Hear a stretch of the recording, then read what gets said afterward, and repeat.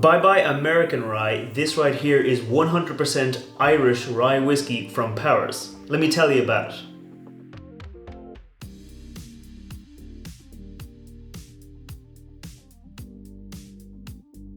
Welcome back to the channel. I'm Matt, I'm the whiskey nerd, and like I said, this here is the Powers Rye whiskey. So let me get it into the glass and I'll tell you a little bit more about it. Now, when I say this is a 100% Irish rye whiskey, I really do mean it. This here is 100% Irish rye whiskey. Now, if you're not familiar with Ireland, rye whiskey, rye in particular, the grain, isn't actually grown here a lot. So the distillery, so Middleton Distillery, the company behind the Powers line, they actually commissioned rye specially to be grown so they would have the rye to actually make this whiskey, because rye whiskey isn't very common over here in Ireland. And it wasn't just one batch of rye they kind of produced on the farm. This is going to be an ongoing collaboration where that farm is going to be producing rye whiskey to make Irish rye into the future. And this is kind of similar to an American rye whiskey, but there are some crucial differences in the whiskey. So obviously a rye whiskey has to be at least 51% rye. This here is 100% rye, so it's going to give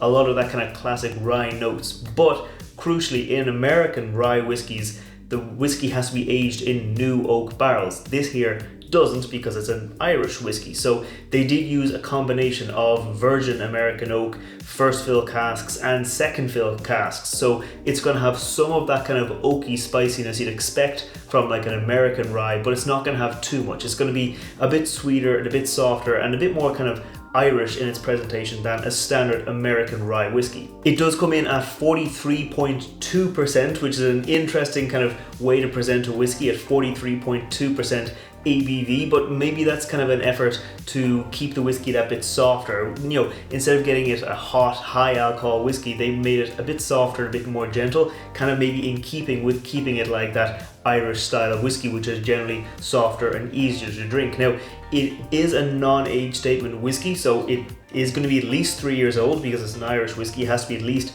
3 years old to be an Irish whiskey, but they don't say how old the whiskey is. So I mean, it would qualify as being a straight whiskey in America, because a straight whiskey has to be at least 2 years old, but because they didn't tell us the age on it, we might be 3 years, we might be 4, we might be 5 years, but it's not going to be a very old whiskey. It's probably going to be around that 4-year-old mark. But that's enough talking about the whiskey. The important part is how it tastes, how it smells. So let's go in for the nose. Okay, immediately getting caramel, toffee, really kind of lighter sweet notes coming out of this.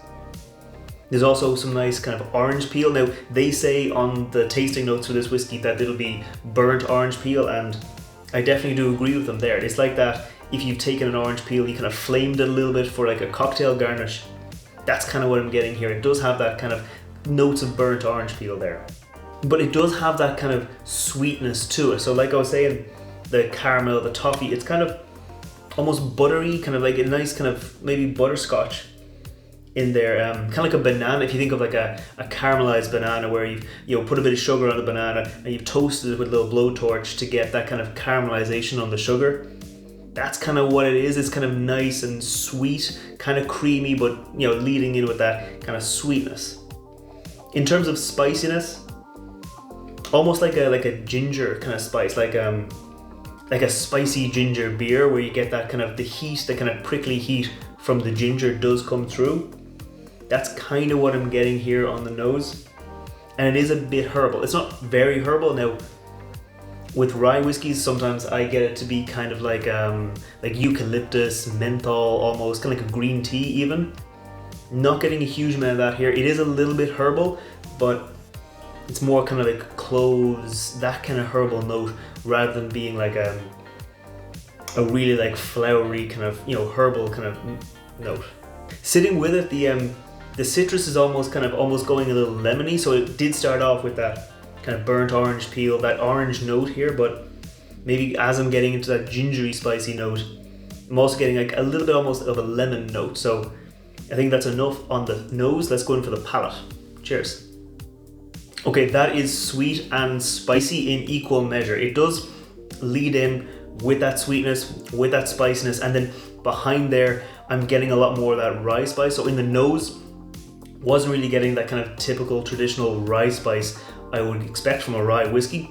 On the palate, that's where I was getting. I was definitely getting that kind of almost herbal, kind of menthol-y, eucalyptus-y note from that rye spice coming through, but it's still very, very sweet. So I'm gonna go in again for another sip and see kind of how that sweetness develops. Cheers. The sweetness is almost kind of like a caramelized apple. Like if you imagine like a caramel apple there, but there's also plenty of like spicy notes running through it. I wouldn't say it's like very fruity on the palate. Like it's definitely leading with that sweetness, with that spiciness, with that rye note. There is a little bit of like kind of caramelized apples coming through a little bit kind of as you go in with the palate, but it's definitely leading up front with that spiciness, with that kind of sweet toffee note coming through. There's a little bit of like maybe black pepper, maybe a little bit of licorice and some oak coming through, but that's kind of more into the finish. So I think I'm gonna go in for another sip, but we're gonna focus on the finish. Cheers. Yeah, the finish, it is kind of, I wouldn't say short, it's definitely medium to medium long. Like on the finish, that sweetness is there and it fades off pretty quickly. Then the herbal notes, the spicy notes, the oak notes, that little bit of licorice I was almost getting there, those do linger on. So some of the notes do fade off pretty quickly, but then the rest does hang on.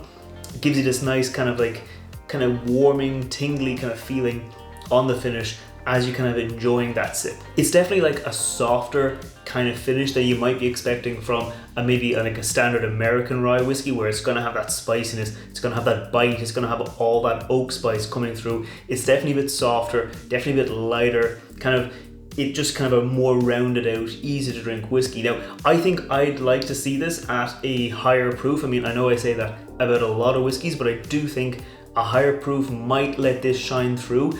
I was getting like some rye spice, but for a 100% rye whiskey, I'd like more of that rye spice, more of that rye character to shine through into the nose, into the palate, and into the finish of the whiskey. I mean, it is heading into that kind of premium price bracket. It is coming at €40. I think it's at different prices in America, but it is getting into that kind of premium price bracket. I mean, the whiskeys you normally see around this price, they're going to be 46%, 45%. They do have that little bit of extra weight behind them to just get them deliver a little bit more flavor, and I think I'd like to see that in this whiskey. Now, granted, they did grow the rye specially for this whiskey, so there probably was additional costs behind the scene. Like, it's not like malted barley where that's grown very regularly here. They did have to grow the rye specially, so there might have been extra costs there, but I do think having it with a little bit of extra weight would let it sing a little bit more. That said, this does make for good cocktails as long as you're aware that it's going to have that bit of a softer nature, a bit of a softer approach than a standard kind of American rye whiskey. I made a Manhattan with this and it came out really well. I just had to tweak the recipe a little bit from that classic Manhattan to account for the kind of softer nature of the Powers Rye. If you want to see that video,